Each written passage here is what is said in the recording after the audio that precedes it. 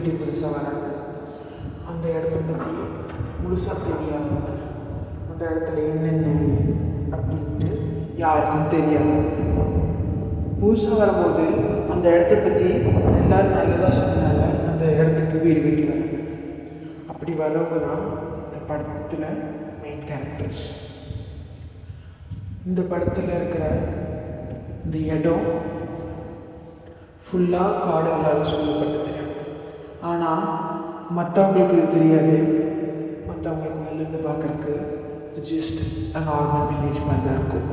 ஆனால் இது காடுகளால் முழுசு சூழப்பட்டது. அந்த 2 ஃபேமிலியில் தனித்தனியாக ஆப்போசிட்டில் வீடு கட்டியிருக்காங்க. அதில் ஒரு பொண்ணு, 2 பசங்க.